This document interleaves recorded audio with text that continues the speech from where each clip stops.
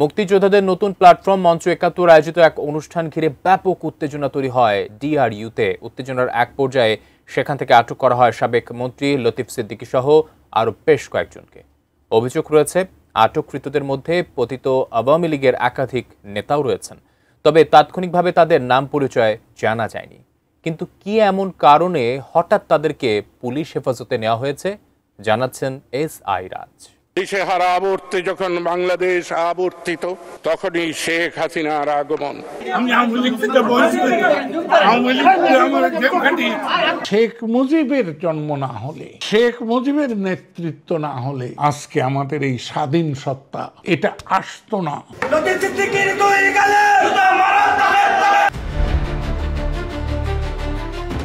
মুক্তিযুদ্ধের ইতিহাস বিকৃতি রোধ ও মুক্তিযোদ্ধাদের সম্মান রক্ষার দাবিতে গত ৫ আগস্ট আত্মপ্রকাশ করে মঞ্চ ৭১ নামের নতুন একটি প্ল্যাটফর্ম।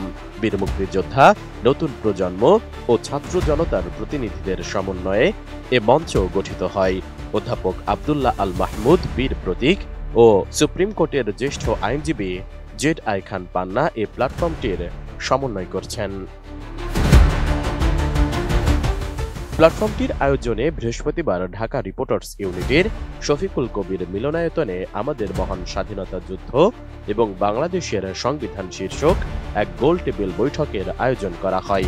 সেখানে যোগ দেন কার্যক্রম নিষিদ্ধ দল আওয়ামী লীগের বহিষ্কৃত নেতা ও সাবেক সংসদ সদস্য লতিফ সিদ্দিকী, ঢাকা বিশ্ববিদ্যালয়ের আইন বিভাগের অধ্যাপক হাফিজুর রহমান কার্জন সহ আরও অনেকে।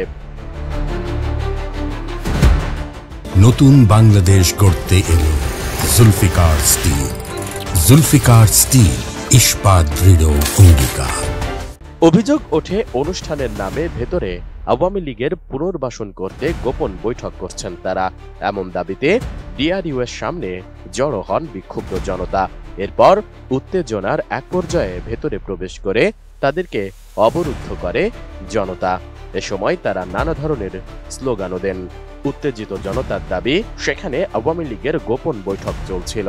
পরে তাদেরকে পুলিশে সোপর্দ করা হয়। আজকে এখানে ৭১ মঞ্চ নামে একত্রিত হয়ে ফ্যাসিবাদকে সংগঠিত করতে একত্রিত হয়েছে। জুলাই যোদ্ধারা, এই এলাকার জুলাই যোদ্ধা যারা, তারা এই নিউজ পাওয়ার পরে তারা এসে এই ফ্যাসিবাদকে, আজকে আমরা সাংবাদিক যারা ছিলেন, আমরা কাউকে কারো গায়ে হাত তুলতে দিই নাই, আমরা কোনো মব সৃষ্টি করতে দিই নাই।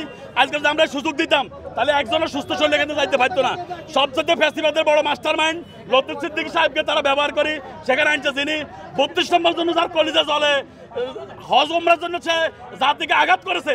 এরকম একটা ক্রিমিনালকে এনে পল্টনের মতো জায়গায়, যেখানে চতুর্পাশে জুলাই যোদ্ধাদের শহীদ এবং আহত হওয়ার আমাদের সবচেয়ে আবেগের জায়গা, যেখানে সাংবাদিকদের অভয়ারণ্য, এরকম একটা জায়গাতে কিভাবে তারা এত সাহস পেল? আমাদের জুলাই আহত দুজন ভাই আসছিল, ওনাদের এই এলাকার কুখ্যাত যারা যুবলীগের গুন্ডারা আমাদের জুলাই যোদ্ধাদের উপর আক্রমণ করেছে। তার এই পরিপ্রেক্ষিতে অত্র অঞ্চলে যারা জুলাই আগস্টে আন্দোলনে ছিল, রাজপথে ছিল, তারা কিন্তু কোনো ধরনের মবের পক্ষে যায় নাই। তারা তাৎক্ষণিক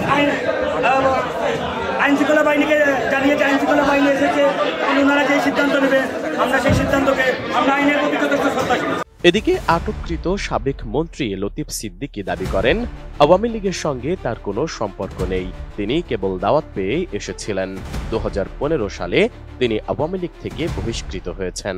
আমি আওয়ামী লীগ থেকে বহিষ্কৃত, আওয়ামী লীগ আমার জেলখাটি আমাকে রাস্তায় আক্রমণ করেছে। আমি আওয়ামী লীগের আমি ১৫ সাল থেকে আওয়ামী লীগ থেকে বলছি। আমি ১৬ জুলাই বলেছি এই সরকারের পতন চাই। বৈষম্য বিরোধী আন্দোলন যারা করছে আমি তাদেরকে ১০০% সমর্থন করি।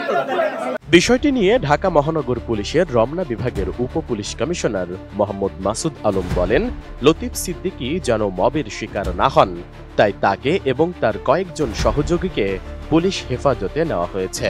পরে এ ব্যাপারে আরো বিস্তারিত জানানো হবে। জানা যায়, মঞ্চ ৭১-এর ওই অনুষ্ঠানে প্রধান অতিথি হিসেবে উপস্থিত থাকার কথা ছিল গণফোরামের সাবেক সভাপতি ডক্টর কামাল হোসেনের, তবে শেষ পর্যন্ত তিনি আসেননি। এসআই রাজ, এটিএন নিউজ, ঢাকা।